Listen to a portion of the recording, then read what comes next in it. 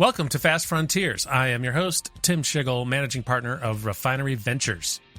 In this episode, we're talking with Alex Frommeyer, co-founder and CEO at Beam Dental in Columbus, Ohio. Beam Dental was founded in 2012 by three engineers at University of Louisville who saw the opportunity to modernize the dental insurance industry by using technology. The first product was the Beam Brush, which was one of the earliest examples of the Internet of Things in healthcare. In this episode, we're going to go through the interesting path that these engineering students took to revolutionize the healthcare industry. The biggest theme, or so what I hope you take away from this conversation, though, is the power of OKRs, objectives and key results, a planning methodology first established at Intel, and John Doerr took it into Google, and it is widely used throughout Silicon Valley. But the important thing about OKRs is clearly stating your goals and intentions and making sure it relates to every single person in your organization so that you can articulate and reemphasize and restating and reminding everyone at all times what they're doing and why they're doing it. If you want a high-performance team, you need to master the art of OKRs. Please enjoy my conversation with Alex Frommeyer.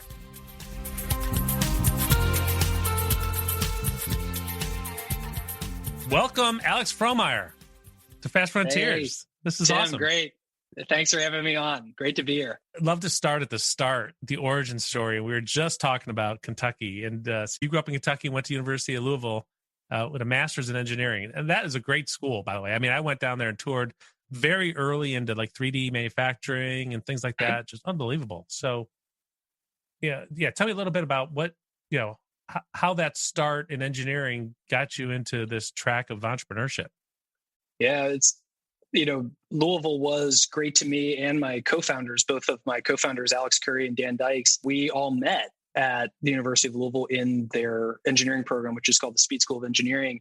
The Midwest, and I think one of its unfair advantages, is the density of and quality of engineering schools in the area.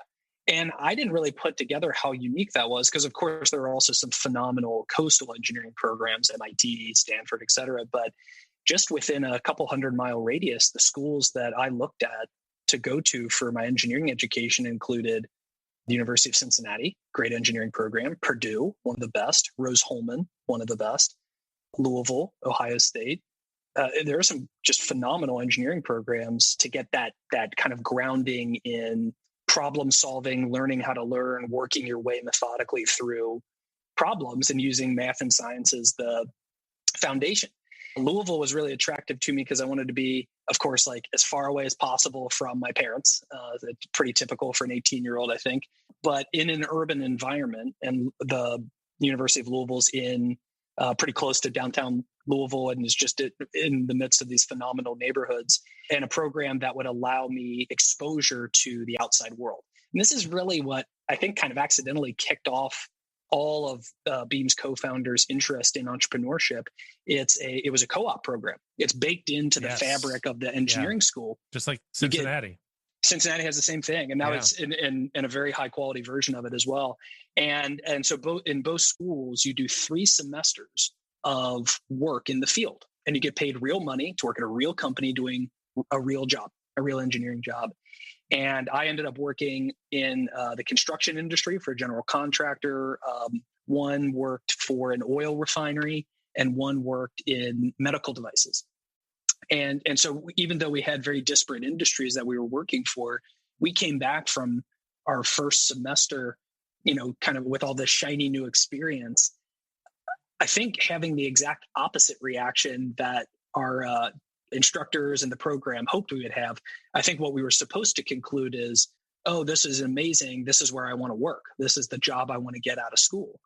And instead we came back and said, man, that was either insanely boring, or I now see that I'm probably going to be pretty successful in a traditional career path because I've met the people that are actually doing the job full time and have 10 years of experience.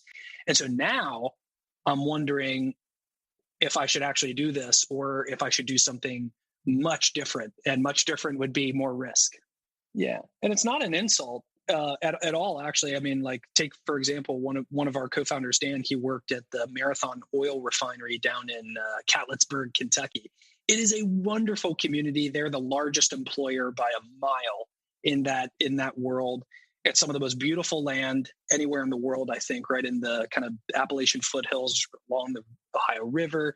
Wonderful people. But if you want to do something highly differentiated and ambitious with your career, the Marathon Oil refinery is not it. So it's naturally attracted people that when I think Dan walked in the door and he met somebody who's a degreed engineer and doing really well financially and has all this experience, they weren't doing work that was particularly creative or interesting to Dan. And so he rejected that culture, which was a great learning for him at 20 years old. And I was going through my own version of it at the time. And that brought us, the three of us together, conspiring in the back of our classrooms on, well, let's try to build our own thing. And so instead of getting, these big boy jobs when we graduated, is there another path? And what might that look like? Wow, that's pretty early. Well, you're hitting on something else that I come across often with either young folks I talk to, applied it to my kids as well, or parents who are saying, hey, what advice would you give our kid as it relates to entrepreneurship in schools? I said, go learn something. Like getting an engineering degree, having a foundation, especially in the technology-oriented world we're in today, I think that has so much more value. And you're a perfect example of somebody who you kind of studied the fundamentals, but you went off, and launched into an entrepreneurial thing because you found out from a personality standpoint that kind of fit, right? And you had this camaraderie with your co-founders, which I think is just really great story. Yeah, that's exactly right. I do think that we are doing the entrepreneurship thing better, but still a bit backwards in schools today. So I'm, first of all, overall, still very jealous that over the past 10, 15 years, it feels like many schools have added exposure to entrepreneurship. However, it's still grounded in an academic, very safe environment. That is a little bit the antithesis, of course, of real entrepreneurship. Yeah. And so I still am more in favor of the flavor of entrepreneurship, which is go get the paper route, right? Go out and actually have real customers, not ones that are like the parents of your classmates in school. Like you need to experience real customer acquisition and customer churn and service and what it's like to actually build in the real world as early as possible, if that's your interest, or it can become something that isn't your interest as well. But there is something a little bit still safe and protected about many of these like entrepreneur degrees and entrepreneur classes that exist in schools today. If you want to teach entrepreneurship, you would teach this one thing. At the end of the day, being an entrepreneur of a fast-growing company is about people, right? Leading and managing and developing people and talent is, I would hazard a guess, your number one job. Far and away. And there's no close second. Right. There's no close second. And this was a surprise to us. I mean, we're all three degreed engineers. And when we started Beam, I was actually the kind of least important of the three of us from our perspective collectively, because at the time we saw technical risk and technical challenge as the difference between success and failure. And only later was it super obvious. And this was once we started raising money and building teams and having a real business behind the product. Then you're like, oh man, now I get it. It really is all about the people. If you can attract talent, retain talent, develop talent, build teams, articulate goals, get everybody rowing in the same direction. If you can do that and you can do it at scale, you can build anything. You can do anything. And if you don't have that talent, you'll struggle to grow anything beyond a core group of people that resonate with a technical challenge or a particular project. Absolutely. Way more than just problem solving or coming up with solutions. It's getting people to all buy into a shared vision and objective and be able to execute against it. So Beam. So tell us the story about how that idea came together and what the inspiration was. Kicking off of where we had the thread earlier around these co-ops that we had gone on, we had established by, let's say, our junior year at the latest in school that like our destiny was our own company. The problem was we were working backwards from not working at the oil refinery and the construction company. We weren't working backwards from some amazing light bulb goes off product idea. Many entrepreneurs don't have this, right? And so I think we're good examples of like the journey was so interesting to us, much more interesting than what we were actually building. And so we ended up launching our own services business, engineering services company when we were undergrads. And basically what we did is my job was CEO, which was admittedly a self-appointed title. My job was to schlep around Louisville, Kentucky, convincing people to pay us by the hour or on a per project basis to do whatever. And I said yes to everything. Anybody that said yes to us, I said yes. But can you build a website? Absolutely, for sure. Can you do some technical writing? Totally, not a problem. Can you do some CAD modeling? Absolutely. We got ourselves into so much stuff within about we did this for 18 months, 2 years as we were finishing up undergrad. We were running a full-time business alongside being full-time students for about 2 years, employing some of our friends on a part-time basis. And the three of us were all in from, hours per week. And it was because we were, I think, some combination of cheap and charming. And so a lot of people wanted to hire us for, $10 an hour, $25 an hour, or whatever, to do some, side R&D work that they couldn't prioritize in their business, or some sort of scope that they would have had to spend 3, 4, 10 times as much money to get otherwise. And we ended up accumulating skills at an incredibly rapid pace. This would be in a lot of stuff that comes in really handy later when we decided to build an insurance company around regulatory, intellectual property, technical writing, mechanical design, custom electronics, and software. And this was time frame is like 2009, 2011, through that range. So mobile is very new at the time. IoT is very new at the time. And so we ended up kind of carving out a niche in that arena, because nobody really knew how to do it. And we were willing to just act like we did, and then actually try to figure it out. And ultimately what happened is this really interesting living room based company that we were building, which was still looking for a product, something we could really sink our teeth into and own ourselves, culminated or overlapped perfectly with two other external forces. One was the passage of the Affordable Care Act, which had been like early 2009, and then its subsequent kind of unrolling or implementation into the market kicked off a lot of conversations nationally about health equity, access to health insurance and access to health services, digitization of medical records, and just the entire healthcare stack. And we found this really interesting. It was like for the first time we were interested in a market, which was, what if healthcare and technology got together? What's going to happen here? And Fitbit was just getting going as well. It was one of the early IoT examples. And so we kind of saw all these pieces starting to move in a direction that we found really interesting and very worthwhile as well. Healthcare is a very, noble pursuit from the perspective of being both clearly valuable and important to society and its wellness. And then the other force was my sister getting into dental school.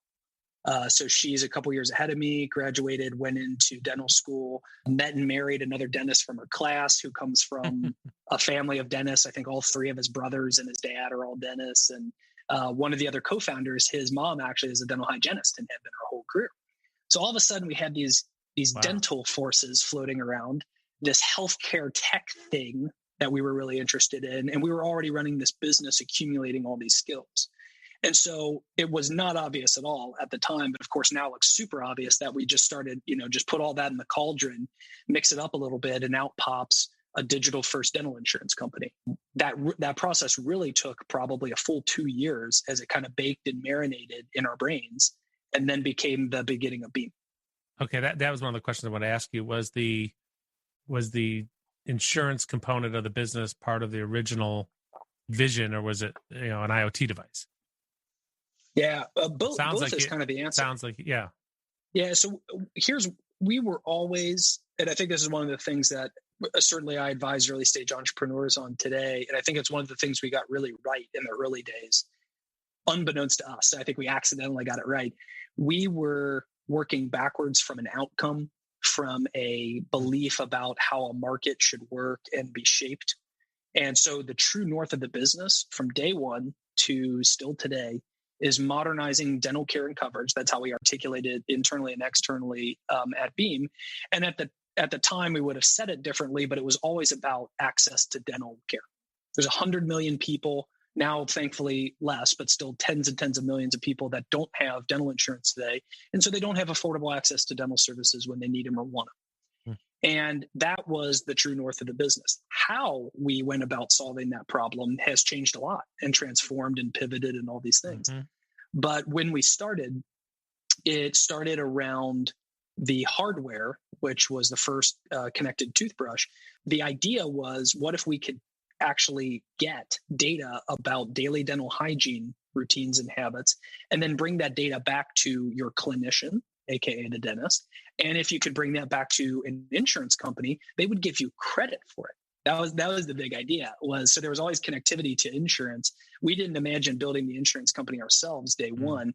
We thought we could be a vendor to the major insurance companies and bring them this new stream of data that they could use in underwriting, and they could use it to give their customers credit for exercising good habits that would obviously yield better dental health over time. How much time and effort did you spend trying to sell that idea to insurance companies?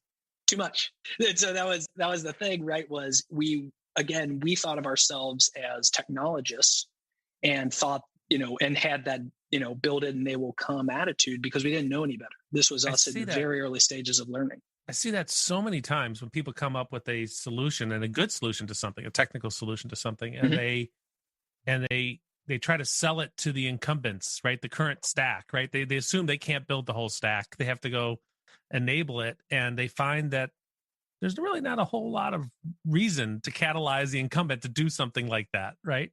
And so for those who are, either have the resources or have the vision and the capabilities, going after the whole thing and doing the thing that's really transformational is where the real opportunity is, and the value.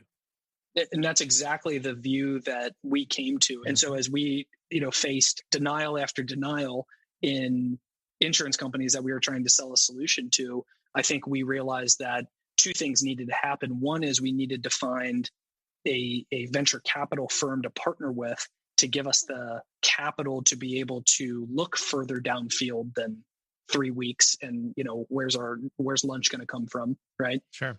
So we had that scarcity mindset because we didn't have access to capital in Kentucky, and we had no connections, no family members that could help support us.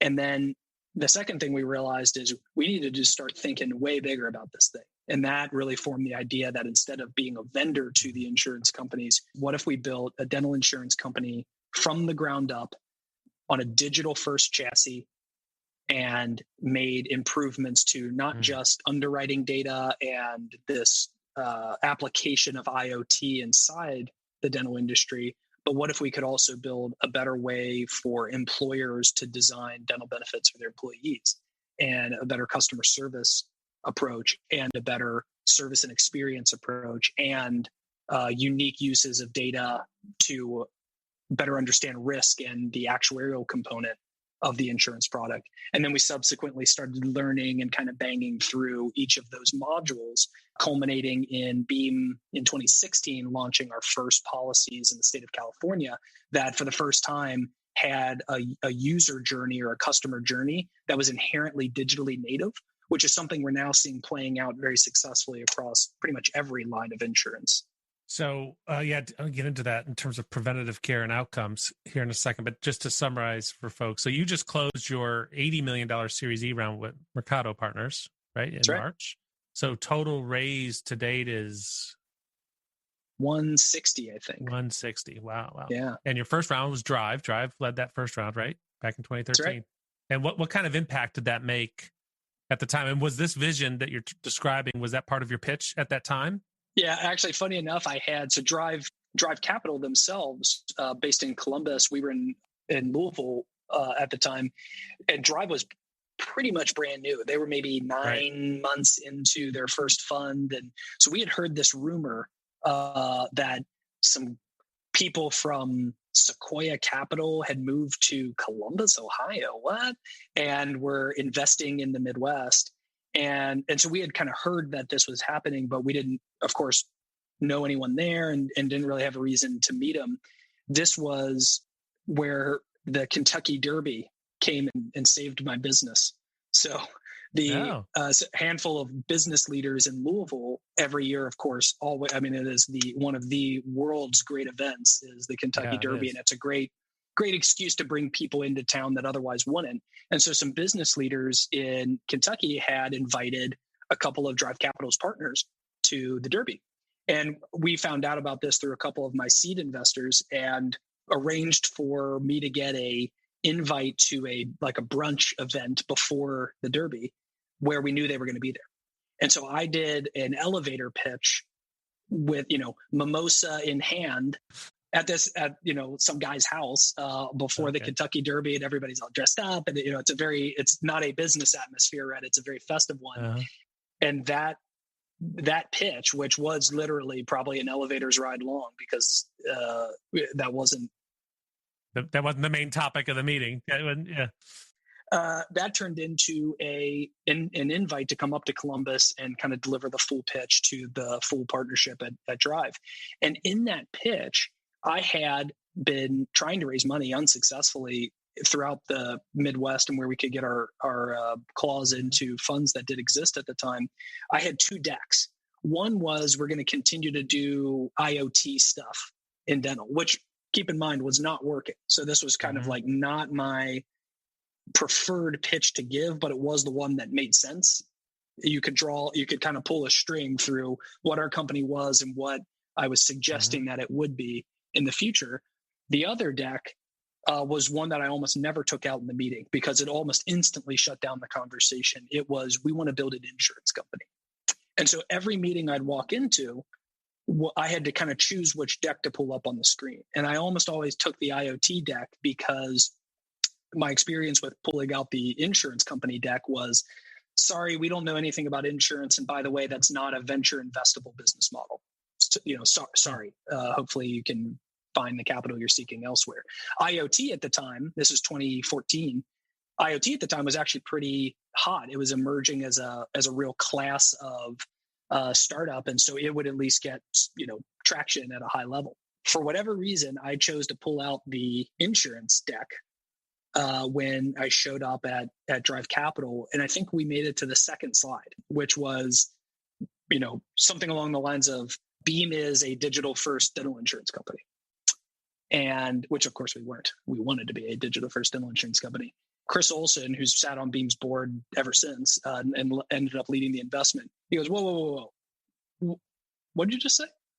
And I was like, shit, this is the moment, right, where I'm going to say it's an insurance company. And he's going to say, oh, this isn't venture backable and we're not interested. And so I said, Beam wants to build the first digitally native dental insurance company. And Chris said, we built a thesis around insurance. And we've been looking for companies that want to build not just, components of an insurance company. That's a software play. We want companies that want to take risk and actually build a full stack insurance business. And so it ended up being then this, I don't think we made it to another slide in the deck. It ended up being this conversation about how we might go about that process. Because of course we were transforming the three of us from kind of hardware IoT guys into people that would know things about insurance. And of course, early on we didn't. And so we moved the business in the early stages up to Columbus to leverage Drive's resources and a community here in Ohio that's actually has a ton of phenomenal insurance companies, some of which we now partner with, like Nationwide, that allowed us to access the talent and the know-how to actually build this thing into what it is today. That is a great story. A lot of lessons in there for our entrepreneurs that are listening. It's terrific. Real quick on the subject of preventative care and outcomes, in terms of the industry, what kind of uphill battle is that? Like, are you battling the current infrastructure and how is that as an upstart? Beam's approach to preventative care has always been a unique commitment that we've made to our members. So what we've basically done is interwoven an insurance program with a wellness program. In health insurance, this has become pretty standard now. Any of the major health insurance companies have partnered with, in some cases, purchased or built their own wellness programs, but they're doing something with wellness. And the idea, of course, in health insurance is if we can get people eating better, if we can get them moving, if we can get them more actively managing chronic diseases like diabetes, that's going to abstract away very expensive claims over time. But the complexity, of course, in healthcare is extreme. Many people with phenomenal diets still have hereditary issues, and there's so many different ways things can still go wrong, even despite best efforts. And we do think that's an important investment for the industry to continue to make. In dental, though, it's a much more like correlated one-to-one relationship. If you do proactively and consistently take care of your teeth, that's brushing and flossing. It's the basics. You don't have to be that fancy about it. In fact, you don't need the world's most expensive toothbrush, though that does help. You don't need, to have, incredibly elaborate and expensive tools and processes and coaches and all these things. Say brushing coaches? Yeah. You don't need to go. If in general you brush and floss routinely over a long period of time, you will have solid to good to great dental health and dental and oral health over your lifetime. And your teeth you'll be able to keep most or all of your natural teeth for all or most of your lifetime. You won't have huge decay issues, gum disease issues, and all these other things. Mm-hmm. And so knowing that has actually made us more confident than I think we otherwise would be about continuing to invest in dental wellness because of its simplicity. And you've seen the outcomes, so you can see. That's exactly right. Right. And so now, a few years on, we can demonstrate exactly what the value is in taking care of your teeth every day. We kind of know this from a clinical perspective. Brushing your teeth yields fewer cavities than population average. Mm-hmm. We've actually been able to take that a step further, which is how that affects claims that subsequently are filed in the context of an insurance product, how it affects your health from a preventive checkup at the dentist perspective, and then whether or not you need more intensive work subsequently. Mm-hmm. And we've been able to tie it out to a gamification model that actually, saying brushing your teeth is fun now would be a bridge too far, but we can get a level of engagement and consistency of usage that the average toothbrush company would only dream about. And the reason why is because the connectivity of the brush allows us to reward members. So when you don't want to brush your teeth, it's 2 a.m. and you're pulling yourself into bed. When you don't want to brush your teeth and you do anyway, you're making progress toward a reward from Beam, and that is now a hook to actually get that behavior loop sustained from a behavioral perspective. It reminds me of early days of Amazon, right? They started with books because that was one of the clearest, easiest way to sell something online that you didn't have to see and touch beforehand. And you're entering the healthcare world in a very specific use case that you can manage and show outcomes. And then that has an opportunity to progress into many other things. That's a great analogy. The simplicity of the model really does resonate. And if you think about Beam actually has multiple customers. We distribute through our product through brokers. Companies are the purchaser of dental insurance. They're giving it to their employees as an employee benefit. And then there's the end member, the employee or a dependent in a family for the actual usage and consumption of the product. The difficulty there is, how do you make a product resonate with three totally different audiences? And the way we've done it is everybody knows what a toothbrush is. It takes no explanation. It takes no special training. It takes no elaborate tutorial. When we explain it to a broker, they can actually take that message and translate it to an employer. And when we explain it to an employer, they understand the value of wellness in this context. And when we go to an end member, they see the opportunity to get a high quality toothbrush and then toothpaste and floss and other dental care goods delivered right to their door without them having to go cut a check and buy a Sonicare or the other options available to them. So the simplicity really does end up mattering a lot in adoption and then efficacy down the road. That simplicity idea is a great takeaway here for entrepreneurs, because as you're describing, the rest of the business building is really, really complicated. And the more simple and compelling you can make a proposition, better likelihood you have of executing against it. All those the details of the execution, the complexity of it, which kind of relates and takes me to then OKRs. right? Because OKRs, I love, and I work with all our startups on OKRs. I've used OKRs, for years, and it could be something else, but it happens to be a good, simple framework. And the important part of it is, and you've written about this, and we want to dig in a little bit, is trying to get a group of people who are coming into a situation with different assumptions, different definitions. How do you expect them to execute in a complex environment well when you have all those differences and they're not on the same page, right? So share with us how when you started using OKRs and what you've learned about the power of them to help basically transform your people and your organization. I love it. I think OKRs they've been so transformative for us, which I think is both a response to OKRs specifically, but I think multiple frameworks for this style of thinking can work for businesses. The first few years at Beam, we were small enough and simple enough that we had nothing. If anybody needed anything, just ask me, or ask a founder. And the accessibility that we had and the culture that we had built around us was highly unified between the three of us. And so that consistency brought a lot of value and clarity to our early team. What was really interesting, and by the way, totally caught us off guard, is at about 50 employees-ish, we started seeing weird behaviors and assumptions being made in corners of the business that just totally surprised us. And they were antithetical to the decision that I would have made. And it doesn't mean my decision's better. It's just, I didn't even know it was happening before the decision was made and we shipped the thing or we decided to do it in such and such a way. And that had never happened before. And so at first my inclination was, the person in question, they must be doing something wrong, or they must not get it, or it's probably definitely their fault, I think was my conclusion. And what I learned, which took a long time, was that it probably definitely was my fault. And what I hadn't done, because I didn't know to do it, was to set the company up to scale and be successful, especially as more and more foreign people to us were coming in as new Beamers, was we needed a framework in which to think, which was twofold: an articulation of what our culture and values actually were. Everyone else had classically just taken cues from the founders and how we acted, right, as our values.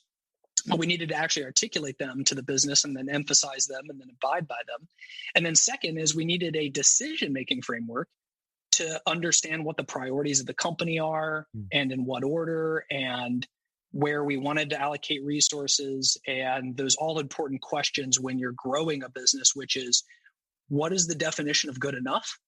Where do we want to be better than the market? Where are we okay with being at the market? And maybe where are we okay with being behind the market? Where are we willing to set it down? Yeah, because at this stage, the biggest challenge is for a company is learning to say no to things, right? Because you can't do it all. And you got to figure out what's that one thing we can do that nobody else is going to do, our superpower, if you will, right? Yeah. So we started phase one of the business. We grew to about 50 people with all the cues culturally being taken with no formality from the founders.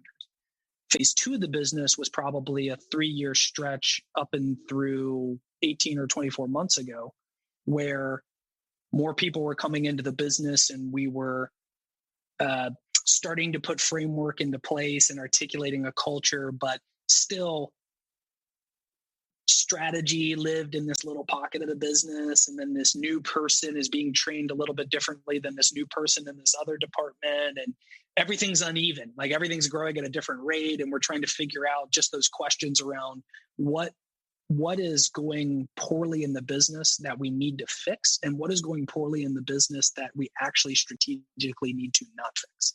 And those were really difficult trade-offs that we were trying to make throughout that period. And then things have really sharpened up over the past 2 years. And the difference has been the introduction of OKRs into Beam. And so what we did, and OKRs is a construct from John Doerr at Kleiner Perkins, who's also an investor, not John Doerr, but Kleiner Perkins in the business.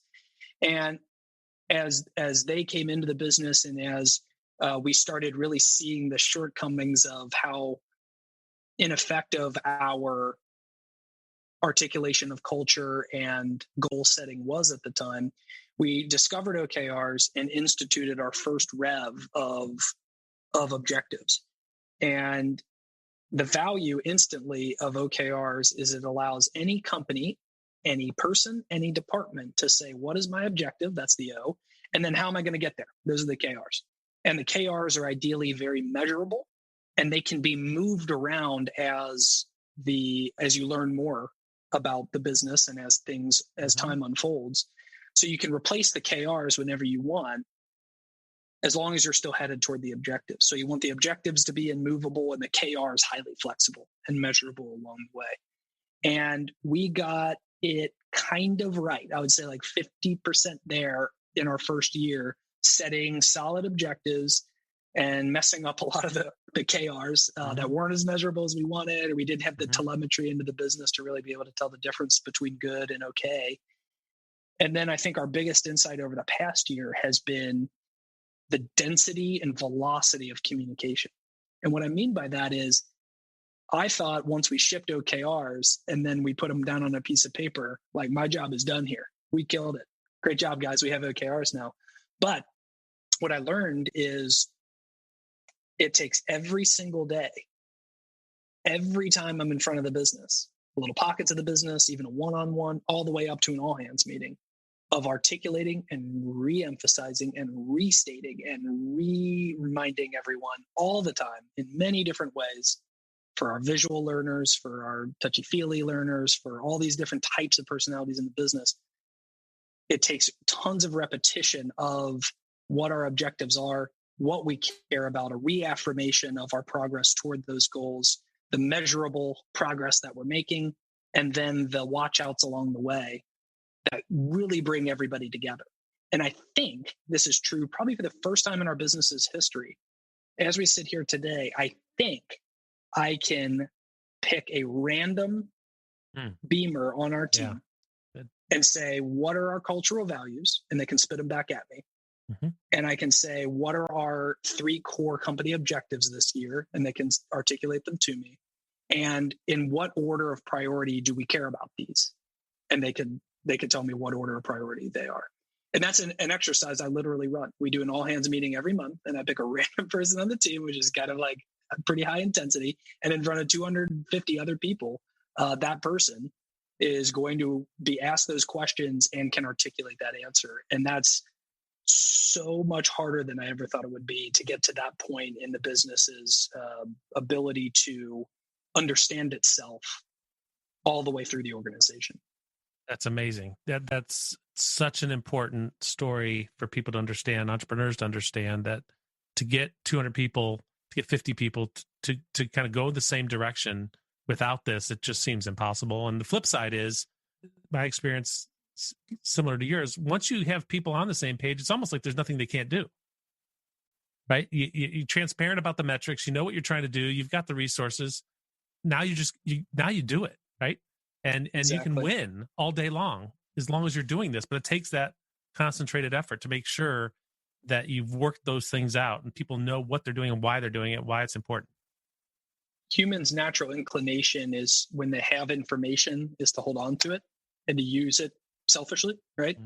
And their natural inclination is, when bad things happen, hide it and try and fix it in the background before nobody notices. And when good things happen, tell everyone you've ever met in your life, right?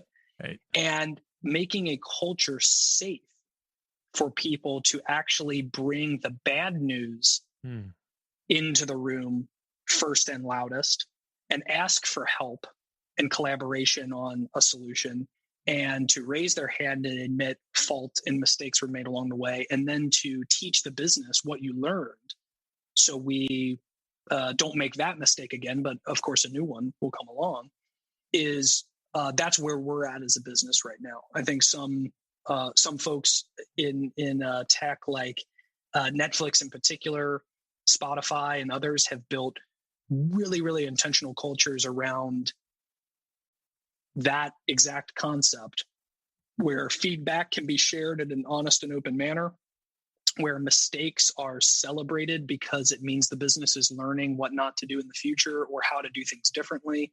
and that people don't fear retribution or demotion or getting fired or getting in trouble by any number of definitions when bad things happen.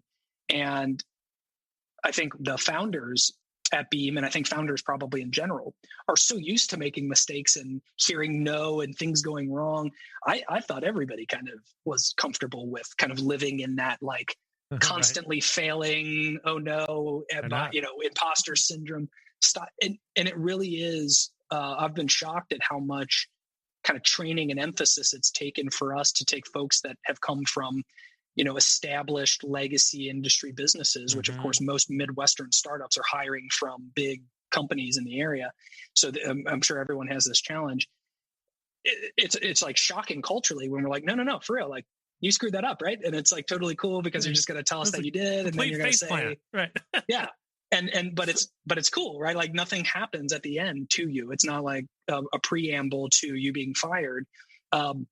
And then ironically, the people that do end up not making it at a company like Beam are the ones that were hiding their mistakes and the ones that were acting like it was someone else's fault, or saying that, oh, this wasn't my job, I couldn't be expected to do this, or, the company set me up to fail or whatever.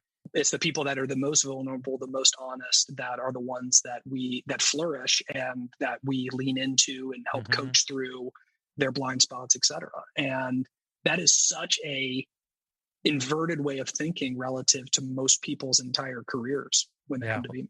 No, I love that you've lived through that, and it hits on something that we focused on, and the key reason actually why we created Refinery was an observation I had when I was in your shoes, growing a company quickly, and realizing that those employees, if they hadn't been in a growth environment like this, they were probably a bit scared. Right? Because it's a bit of managed chaos. You're going to fail. All these things, it makes people uncomfortable. And until they get comfortable with it and learn how to deal with it, they're just going to be afraid. They're going to pull back. They're not. And so you have to create that environment and atmosphere. And for those of us in the Midwest, employing those folks, we have to recognize that good likelihood they did not come from one of those environments before. Right. And that's I think the fundamental way I tend to try to articulate to friends of mine who are running companies in, the Bay Areas and the New Yorks and Bostons of the world. The Midwest has this great push and pull in talent.